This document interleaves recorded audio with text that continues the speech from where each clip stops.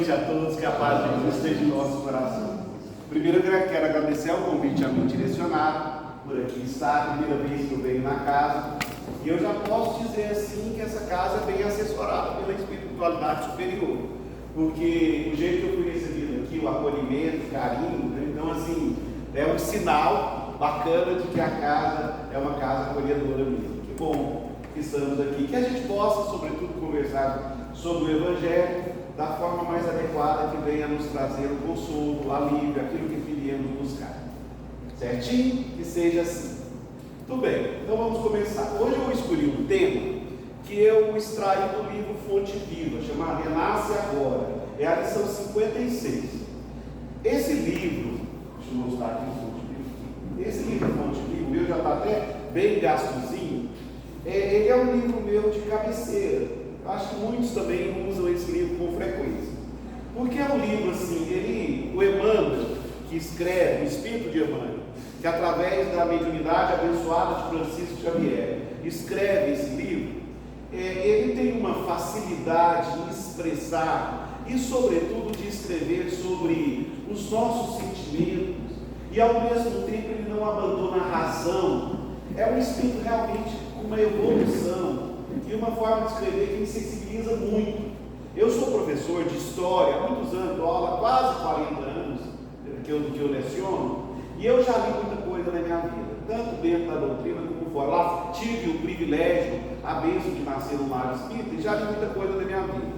E eu posso afirmar com certeza de que Emmanuel talvez seja a coisa mais bonita, mais linda que eu já li, né? Assim, é a coisa mais edificante.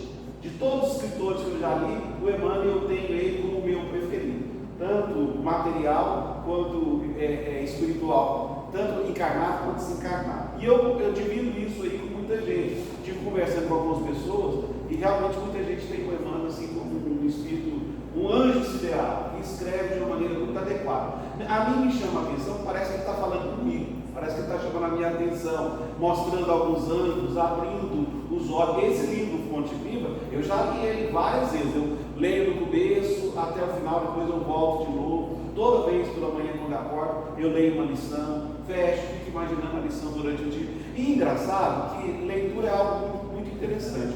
Quanto mais a gente lê, parece que a gente vê coisa que não viu antes. Aspecto. Eu não sei, a vida da gente, a gente vai amadurecendo, a gente vai passando por situações, e acho que isso ajuda a gente ter um olhar mais sensível, mais peculiar, mais particularizado das lições que a gente estuda. Então eu leio uma lição e falo, gente, eu li da vez passada e não tinha percebido isso que ele quer falar. É engraçado isso, parece que a gente vai amadurecendo junto com o livro, né? O livro vai ficando velhinho, a gente fica velhinho também, as lições vão sendo repetidas e a gente vai colocando isso em prática na vida da gente, crescendo, desenvolvendo e aperfeiçoando espiritualmente. Essa lição Renasce Agora, ela me cala fundo ao coração, porque ela tem a ver com esse período que nós estamos vivendo agora, né? Nós estamos no limiar de um novo ano. Dizem que o ano começa depois do carnaval, não é verdade?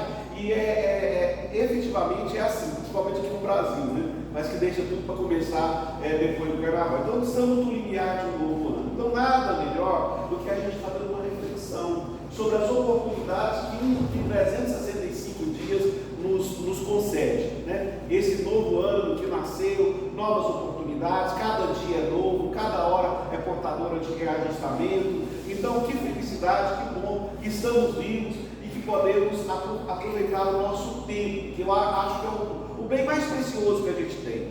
Tempo é bênção em nossa vida, o agora é bênção em nossa vida.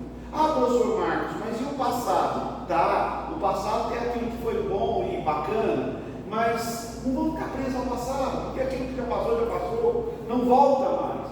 Aproveitemos o tempo. O tempo agora ele é importante porque são oportunidades que Deus nos concede de reajuste, de melhoria. O futuro é incerto, a gente não conhece. O amanhã fica com o amanhã, o ontem é o ontem, e o hoje é o bem precioso que temos. E por isso que precisamos estar sempre atentos com as oportunidades que surgem, oportunidade de crescimento, de trabalho, de labor no bem. Essa lição, eu vou pedir licença aqui aos administradores e a vocês, queridos ouvintes, para que a gente possa, vou fazer um uso da lição, tá?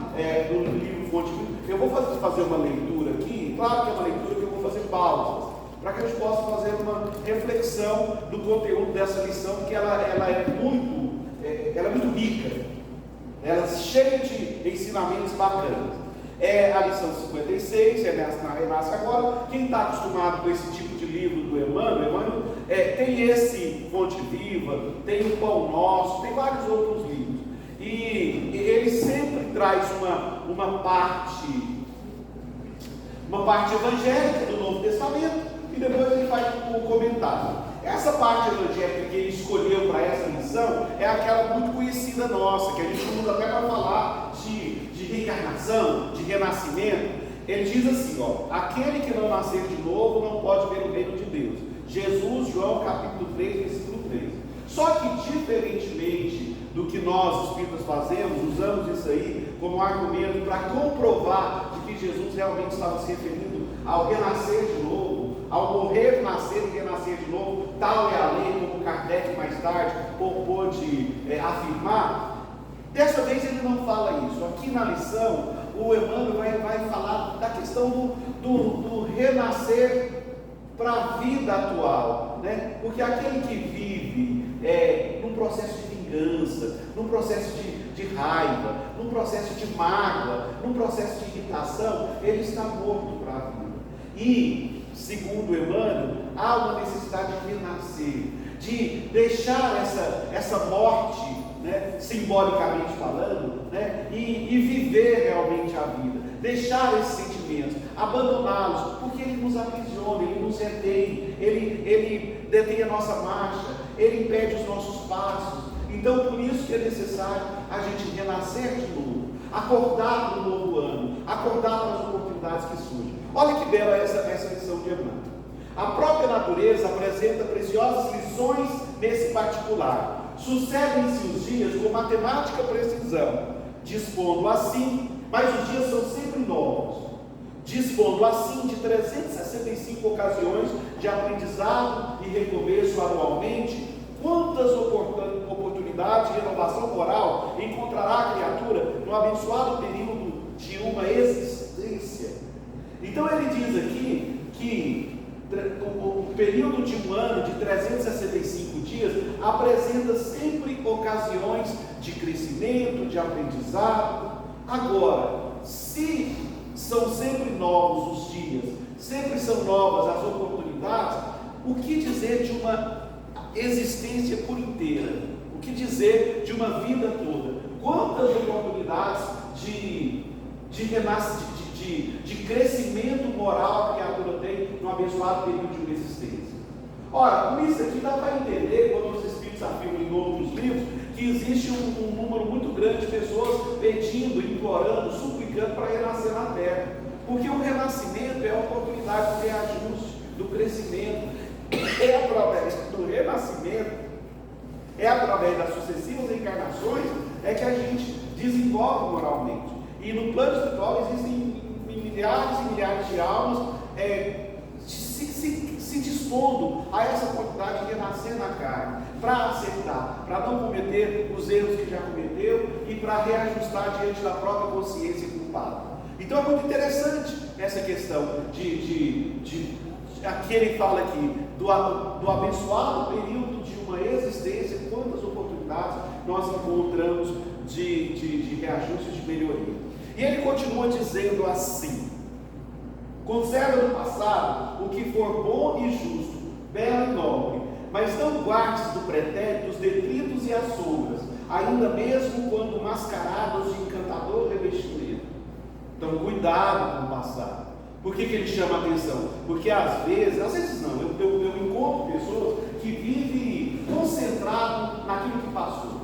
Parece que não vive os dias atuais, só quer rememorar e falar do que aconteceu, ou arrependido dos fatos que cometeu, ou preso demais em determinadas ocorrências da sua vida, e fica ali remoendo dor, remoendo mágoa, não avança. Porque aconteceu tal coisa no meu passado, e que foi assim, e que não poderia ter sido. Gente, O passado a gente tem que conservar aquilo que for justo e bom e nobre. O restante deixa para lá, porque tem muito detrito, tem muita sombra, deixa, já passou. Passado, ele foi importante para construir o que a gente é agora. Isso, para formar o nosso caráter, a nossa personalidade atual. Então sigamos para frente, sem nos deter ao passado. Não tem, na mitologia grega tem um personagem que ela olha para trás, né? Acho que é a Gárgula, que olha para trás e ela costuma ficar presa, né? no passado, ela tem o olhar de prender as pessoas. Isso mesmo. Então, não vamos cometer esse mesmo erro de sempre olhar para trás. Olhemos para frente, para as oportunidades que surgem, com ânimo, com esperança no coração, com boa vontade de trabalho, de serviço laborioso e ativo no bem. Faze por ti mesmo, nos domínios de sua iniciativa, pela aplicação da fraternidade real, o trabalho que tua negligência atirará fatalmente sobre os ombros dos seus benfeitores e amigos espirituais. Isso aqui é uma advertência que, olha só o que ele está falando. Ele está falando aqui para a gente fazer por nós mesmos, através da aplicação da fraternidade real, o trabalho que nos cabe realizar. Porque se nós formos negligentes, desatenciosos, distraídos, preocupados com bens materiais em excesso, isso vai atirar no ombro dos nossos benfeitores queridos, dos nossos anjos guardiões, uma responsabilidade que eles vão ter que nos socorrer. Eles vão ter que parar. Logo, nossos benfeitores que têm tantos afazeres, né? Então, têm tantas responsabilidades, eles vão ter que parar o que fazem para nos socorrer. Ora, tenhamos consciência disso, abramos os olhos agora de que realmente precisamos fazer e aplicar a fraternidade legítima, a fraternidade real, concreta, de maneira espontânea, voluntariosa, sem querer dar trabalho para os nossos anjos guardiões. Porque se a gente atrasar, se a gente for negligente, se a gente for distraído, se outras coisas nos chamarem a atenção mais do que os bens espirituais, isso acaba retardando a nossa marcha. E lá vem aqueles que sempre nos ampararam de novo, né? Nos socorrer, já socorreram em tantas vidas. Agora que temos a bênção de encarnar uma doutrina espírita consoladora, uma doutrina espírita tão maravilhosa, tão cheia de nuances, tão cheia de razão, tão cheia de novidades, de algo tão impregnada de amor, a gente vai deixar isso, perder a oportunidade. O filme Nosso Lar 2 mostra bem isso, né? Quem aqui já assistiu? Eu acredito que algumas pessoas já assistiram. O livro Nosso Lar 2, que é Os Mensageiros, traz muito isso. Ele mostra bem o compromisso de pessoas que fizeram o compromisso de reencarnar, de aceitar, mas acabam lá tirando, né, os ombros de Aniceto, de outros espíritos lá, para que eles possam agir no benefício dos outros, porque não deu conta. Né? O filme vale a pena assistir, mas eu insisto que, e isso é regra, né? O livro sempre é melhor que o filme. Eu pelo menos, toda vez, engraçado, eu sou um cinéfilo, eu assisto o filme para caramba, mas toda vez que eu leio os livros, eu acho os livros muito melhor que o filme, porque eu acho que o livro nos permite, usa a nossa imaginação, né? A fantasia, a gente mergulha naquela história, e nossa, eu amo ler livro. Adoro o filme, sou apaixonado pelo filme, mas os livros normalmente são melhores. E Os Mensageiros 2, eu acredito que o livro é melhor do que o filme. Não que o filme não seja bacana, é ótimo, maravilhoso. E ele dá um orgulho, né, gente? A gente que é espírita, a gente vê uma obra espírita sendo representada nos cinemas do país todo. Acho que isso é um motivo de orgulho e de valorização da nossa doutrina, porque é uma maneira de divulgar, né, a mensagem cristã, espírita cristã. Eu sempre fico muito feliz. Eu fui no cinema logo nos primeiros dias que lançou, e fui muito feliz e tal, e achei que foi muito bacana, foi uma experiência muito boa. E a gente tem que apoiar esse tipo de iniciativa e divulgar e cada vez atrair mais gente para ler o livro e para assistir o filme. Voltemos ao nosso querido Emmanuel aqui. Está tudo bem, gente? Eu estou falando de maneira clara, está todo mundo entendendo, né? Está tudo jóia. Então vamos para qualquer coisa, só me falar aqui. Cada hora que surge pode ser portadora de reajustamento. Olha que interessante, o Emmanuel no início da lição, ele fala no percurso de 1 ano. Depois ele fala do tanto que dá para fazer coisa no percurso de 1 ano, 365 dias. Depois ele fala da abençoada trajetória de uma vida.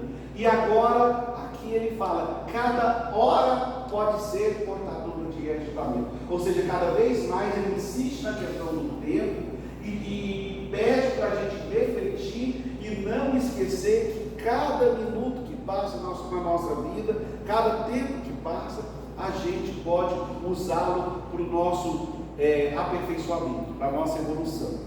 Se possível, não deixe para depois os laços de amor e paz que pode criar agora, em substituição às pesadas algemas do desafio. Não é fácil quebrar antigos preceitos do mundo ou desenovelar o coração a favor daqueles que nos ferem. Entretanto, o melhor antídoto contra os toques da aversão é a nossa boa vontade, a benefício daqueles que nos odeiam ou ainda não nos compreendem. Não nos compreendem. É verdade. Não vamos deixar para depois. O que a gente tem que fazer agora, os laços de amor que a gente tem que efetivar agora, efetivamos agora. Depois pode ser tarde demais, a gente não conhece o amanhã, né? O amanhã é a coisa mais incerta que existe, o amanhã. Então façamos o que compete fazer agora, né? Vamos criar laços de paz e amor ao nosso redor, em substituição às algemas do ódio, do desafeto, da antipatia. E ele fala aqui uma coisa que me chama muito a atenção. Ele fala assim, não é fácil quebrar antigos preceitos do mundo, desenovelar o coração. Às vezes o nosso coração fica tão emaranhado, a gente às vezes passa por tanta... A gente é tão egoísta, porque o mundo é egoísta, né? E a gente acaba nesse mundo tendo como maior característica da nossa alma, né, como perfil, o egoísmo, o orgulho. E quebrar essa tradição, deixar de ser egoísta, desenovelar o coração, como se o coração estivesse ali emaranhado de problemas, de dores, de mágoas, de desafetos, de lágrimas, de sofrimento, puxar um fiozinho para que esse emaranhado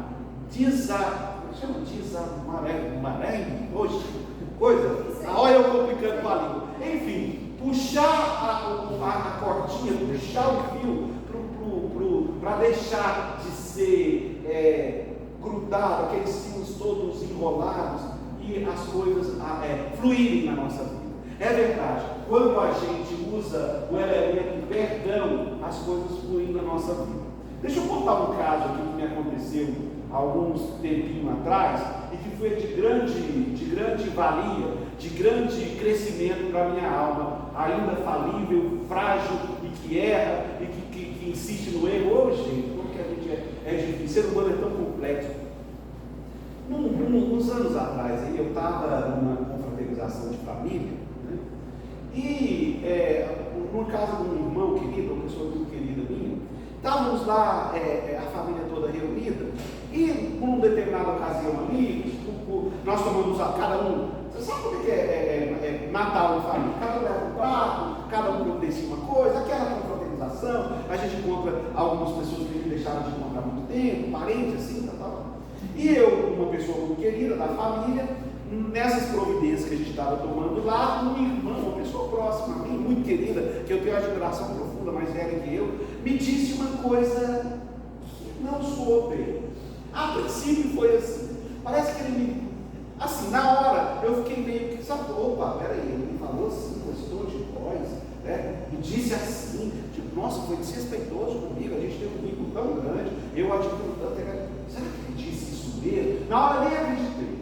Será que é verdade que essa pessoa disse assim para mim? Nós somos tão ligados. Tá, Natal passou, teve a comemoração e tal, mas gente, quando a gente abre uma brechinha para ir em vigilância, foi o que eu fiz, né? A coisa parece que cresce dentro da gente. Foi uma brechinha pequena que eu dei, porque no outro dia eu comecei a pensar, peraí, o que aconteceu ontem mesmo?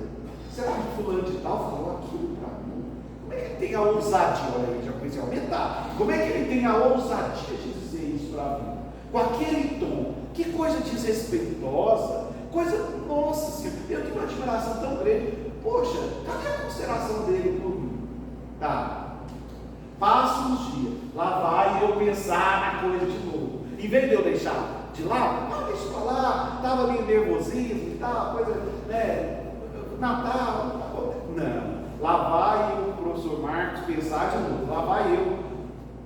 Será que a pessoa disse isso mesmo? Não. Gente, mas eu estou indignado. Mas ele não tinha o direito de dizer assim comigo. Ora, e o nosso vínculo familiar, e as coisas que a gente já viveu, será que isso não vale a pena? Será que isso não deve ser levado em consideração? Como é que ele pode dizer assim?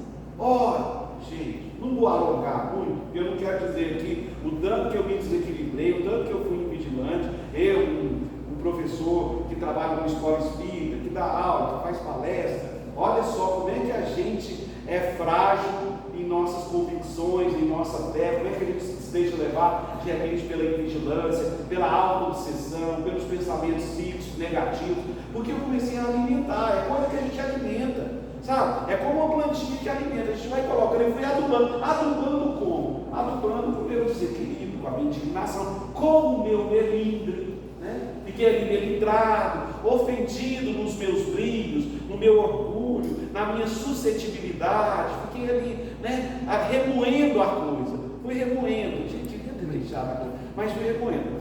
Depois de poucos dias, uns 20 dias do acontecido, eu já estava num processo de maquinar uma vingança. Mas isso não vai ficar assim. Eu tenho todos os WhatsApps de todos os familiares. Vou criar um grupo, não vou colocar ele e vou lá, né? Me abrir, dizer dos pontos que eu conheci há muito tempo, familiar, sei dos erros que ele cometeu. Não vai ficar assim não. Vou fazer um grupinho lá e eu tenho certeza que tem gente que também tem desavença com ele, que eu conheço tal grupo que teve no ano tal. Gente, não, você acredita? Não, é verdade isso. Eu já estava maquinando, olha só, eu já estava assim, num processo de raiva. Aquilo que foi uma coisa corriqueira, que eu falei, nossa, ele me disse tal coisa lá no início, e agora eu estava tomado por uma raiva, por um sentimento de mágoa, de revide, poxa, já estava num processo de profundo desequilíbrio. E nisso já tinha começado as aulas, e eu, no meu dia a dia, estava nem tão concentrado no meu trabalho nas aulas assim. Eu ia para a aula e ficava pensando no que tinha acontecido no Natal, e chateado, e magoado. Os dias passaram, eu não mais falei com ele, e estava só pensando, não, eu vou me vingar e tal. Gente, a coisa chegou a tal ponto que eu estava com palpitação, eu estava respirando mal. Engraçado que eu continuava usando o Emmanuel aqui, mas lia por um hábito, por uma tradição, que eu leio toda vez mesmo, mas aquilo mal penetrava, mal tocava meu coração. Lia, né, fazia palestra, mas ali guardando a mágoa. Olha só, isso me dizendo, isso me inspira um cristão. Olha como é que a gente tem fragilidades na alma da gente, carência, e como que a coisa ainda, a gente ainda tem muito de imperfeito no coração, a gente carrega muito de imperfeito no coração. Enfim, eu sei que um dia o professor Marquinhos vai dormir e pega o livro aqui e cai a lição 55.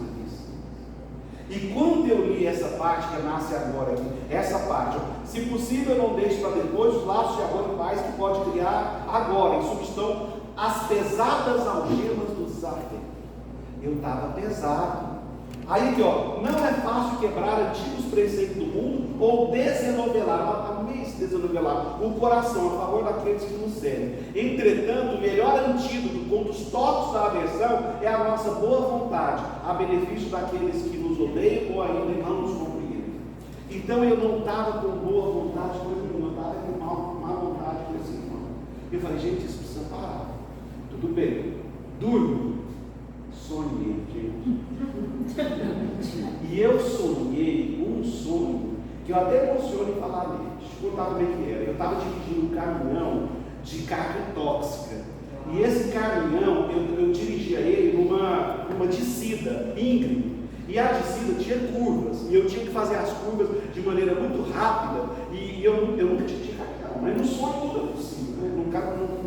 No sonho lá eu dirigia caminhão. E virava as curvas sinuosas, difíceis de se fazer e tal, e o caminhão cada vez mais uma velocidade, que era um caminhão pesado, e eu dirigindo aquela coisa. De repente eu vi um muro lá na frente, um muro, como tem um muro ali, ó, um muro bem muro mesmo, bem duro mesmo, um murão, bem no meio da pista. Não sei quem colocou ele lá, porque carga d'água, mas o sonho estava no muro. E o caminhão vinha em direção ao muro, e eu ia bater no muro. E quando eu vi, eu falei, não vou frear, vou dar um jeito de conter. Perdi o freio.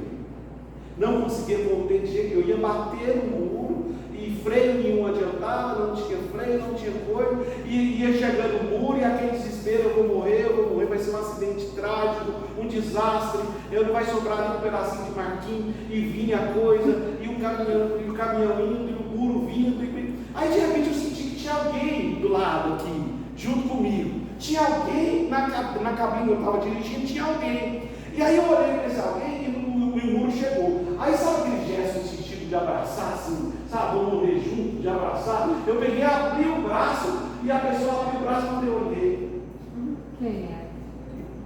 Quem é? O fulano de tal, que tinha dito aquilo do Natal, o parente. Desculpa, é o parente que eu amava, que eu amo.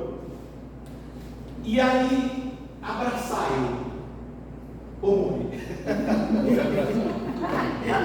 Gente, um desespero bateu na minha alma, e nesse instante do desespero eu fui e acordei, todo suado, eu acordei, sabe, me debatendo e tal, minha esposa do lado me acordou, Marquinhos, o que foi aconteceu e tal, eu tive que tomar água, acender a luz e tal, tive que acalmar, tremer demais, bebi a água que a gente deixa lá para tomar e tal, e fui acalmando e raciocinei, foi um sonho claro, muito claro, né? E contei para minha esposa, dormindo, e nos dias que se passaram, eu fui raciocinar na mensagem do sonho. Os espíritos benfeitores, nossos anjos guardiões, são bons demais para a gente. Eu estava colocando em vida, com a minha atitude de ódio, de vingança, de raiva, eu estava colocando a mensagem de vida. Então, a mensagem era essa: você está carregando uma carga tóxica, sabe? Se você bater essa carga tóxica, isso aí vai te levar ao seu desencarne prematuro. E porque você criou toda uma situação, seus pensamentos estão em desalinho, está agindo no seu sistema nervoso, está agindo na sua corrente sanguínea, está prejudicando o bombeamento do seu coração, isso aí está trazendo prejuízos para a sua vida. Quando é que você vai libertar disso? Você vai ter que bater no muro da vida aí, para você descobrir que você está se prejudicando e prejudicando o outro também, mas principalmente você mesmo. Porque quando a gente pensa mal para o outro, parte da gente, e o primeiro corpo a ser atingido é o nosso corpo espiritual, a nossa aura, antes de chegar lá. Então, aí eu fui pensando, raciocinando, e depois eu falei, o Emmanuel fala lá na lição, para a gente descer a praça. Que a gente, quando a gente magoa, parece que a gente está numa atitude super. Quando a gente se sente magoado, parece que a gente está cheio de razão, e nós nos colocamos numa atitude superior, os outros estão errados. Então o Emmanuel fala aqui, se descermos a praça, se descermos do pedestal, né, se descermos do nosso egoísmo e ir atrás daquele que nos pede, ele diz assim, estamos terminando. Enquanto nos demorarmos na fortaleza defensiva, o adversário cogita de enriquecer as munições, mas se descermos a praça, desassombrados e serenos, mostrando novas disposições na luta, a ideia de acordo substitui dentro de nós, em torno do nosso passo, a escura fermentação da guerra. Quando a gente desce do nosso pedestal, do nosso egoísmo, do nosso orgulho, e nós vamos desassombrados e serenos, mostrando novas disposições na luta, mostrando boa vontade, a ideia de acordo substitui até a guerra. A ideia de simpatia, de amor, vence tudo. Então, quando a gente desce do nosso pedestal do egoísmo, quando a gente lida com os nossos melindres, com os nossos brilhos, quando a gente deixa isso lá e fala, não, eu quero melhorar, eu vou usar da simplicidade, da humildade, eu vou usar do perdão, todo mundo. E foi isso que eu fiz, eu procurei um irmão e gente, bati na casa dele, olhei no olho dele e falei, olha, aconteceu, calma. E assim, um dedão assim, você me disse tal coisa. E ele olhou para mim e falou, Marquinhos, eu nem me lembro de ter dito isso para você. Eu nem me lembro. Eu falei, não é possível. Eu estava tão bom a fazer, recebendo a família e tal. Eu posso ter falado mesmo, mas não me lembro. Você me perdoa? E aí eu estou chorando, mas eu chorei. E eu que te pensei, eu que tenho que te pedir perdão. Aí nos abraçamos, nos entendemos e fizemos o propósito de melhorar. E hoje foi uma relação bacana, hoje já passou o que passou. E foi uma coisa assim, gente. Aí eu ainda pensei para ele, eu falei ainda para ele, olha só, como é que a gente tem que estar vigilante com aquilo que a gente fala, né? Porque você falou uma coisa, ali num momento ali de nervosismo e tal, né? De muita coisa que tinha que fazer, e magoou. Por isso que a gente tem que olhar e vigiar aquilo que a gente fala, porque muitas vezes aquilo que a gente fala pode nem ser nossa intenção, mas pode estar ferindo de acordo com o que aquilo fala, do tom que a gente empreende. Por isso que a gente tem que estar vigilante em relação a isso. E também vigilante de não receber, de não aceitar a ofensa. Gente, eu podia ter esquecido isso naquele dia de Natal. Afinal era Natal, Jesus estava nascendo naquele momento. Ele podia estar me desfazendo, dizer, isso aqui passou e tal. E lá vai eu guardar a mágoa. Gente do céu, cara. Entender que ele estava aflito. Entender que ele estava aflito também. Aflito naquele momento. Então, me prejudiquei, enviei pensamentos ruins para ele, e foi uma coisa desnecessária. A gente estava desencarnando por causa de coisa à toa. Se fosse uma mágoa, estava bom, mas pelo que eu percebi aí, era quase um homicídio tentado. Gente, olha só, aí a lição termina assim. Olha como é que é bonitinho isso aqui. Isso aqui é bacana. Isso aqui serve como regra para esse ano de 2024. Alguém te magoa, reinicia o esforço da boa compreensão. Alguém não te entende, persevere em demonstrar os intentos mais nobres. Deixa-te reviver a cada dia, na corrente cristalina e incessante do bem. Não esqueças a assertiva do Mestre. Aquele que não nascer de novo, não pode ver o reino de Deus. Renasce agora, em teus propósitos, deliberações, atitudes, trabalhando para superar os obstáculos que te cercam e alcançando a antecipação da vitória sobre ti mesmo no tempo. Mais vale auxiliar ainda hoje do que ser auxiliado amanhã. Poxa, Emmanuel, sempre um mestre, um professor do sentimento, uma pessoa que sabe raciocinar e escrever de uma maneira tão clara e edificante. Essa lição me foi transformadora. E o sonho, junto com o sonho, foi algo que me marcou profundamente, algo que melhorou, foi uma experiência. A partir daí eu tenho, desde que eu vi a experiência, eu tenho sido muito mais tolerante, sabe? A pessoa me ofendeu, tá certo, e que ele ficou com a ofensa lá na boca dele, para que eu vou colocar essa ofensa dentro do meu coração? Encher a taça da minha alma, do meu coração de véu, de mar, deixa para lá, deixa isso aqui vazio, o que eu tenho que encher do meu coração é de amor. Gente, eu queria ter terminado declamando uma poesia. Tem uma poesia que meu pai adorava, o Américo de Espinho. Já faleceu em 97. Meu pai era um orador maravilhoso, assim. E ele tinha na década de 70, eu não vou falar os mais velhos, fica feio, os mais experientes, né? Os mais experientes devem lembrar. O Cid Moreira era um locutor dos locutores, né? Todo bonitão, aquela voz, né? Cid Moreira. E ele fazia o Jornal Nacional. E nessa época, ele estava no auge da carreira dele, ele declamou uma poesia de um escritor chamado Max Ehrmann. Ele é um escritor inglês. A princípio, achava-se até que essa poesia foi encontrada, eu até ouvi falar isso durante muito tempo, depois eu fui pesquisar, mas é verdade, que essa poesia foi encontrada, era anônimo, foi encontrada num altar de uma igreja.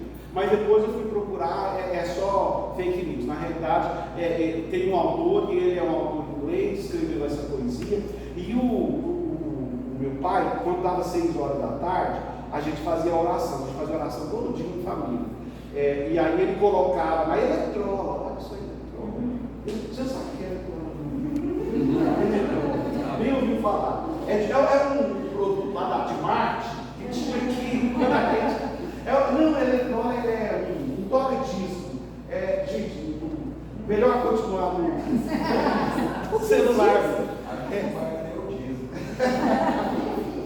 E aí meu pai colocava, e aí eu via a voz, e tinha uma música também. Gente, que poesia linda. Eu vou declamar para terminar. Desiderata. Siga tranquilamente entre a inquietude e a pressa, lembrando-se de que há sempre paz no silêncio.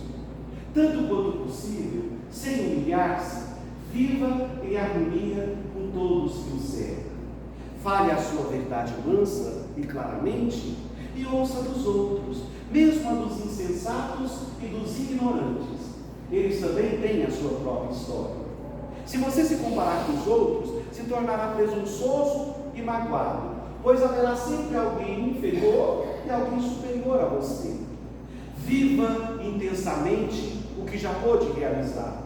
Mantenha-se interessado no seu trabalho, mesmo que humilde. Ele é o que de real existe ao longo de todo o tempo. Seja cauteloso nos negócios, porque o mundo está cheio de astúcia. Mas não caia na descrença. A virtude existirá sempre. Você é filho do universo, irmão das estrelas, das árvores. Você merece estar aqui. E mesmo que você não possa perceber, a Terra e o universo vão cumprindo o seu destino. Muita gente luta por altos ideais, e em toda parte a vida está cheia de heroísmos. Seja você mesmo, principalmente não simule a afeição, nem seja descrente do amor, porque mesmo diante de tanta aridez e desencanto, o amor é tão perene quanto a relva. Aceite com carinho o conselho dos mais velhos, mas seja compreensível aos impulsos inovadores da juventude. Alimente a força de espírito que o protegerá no infortúnio inesperado. Muitos temores nascem do cansaço e da solidão. E a despeito de uma disciplina rigorosa, seja gentil para consigo mesmo. Portanto, esteja em paz com Deus como você o conserva. E quaisquer que sejam seus trabalhos e aspirações na fatigante jornada pela vida, mantenha-se em paz com sua própria alma. Acima da falsidade, dos desencantos das agruras, o mundo é bonito. Seja prudente, faça tudo para ser feliz, porque você é filho do universo, irmão das estrelas e árvores. Você merece estar aqui. E mesmo que você não possa perceber, a Terra e o universo vão cumprindo o seu destino. Assim seja. Que lindo. Beleza.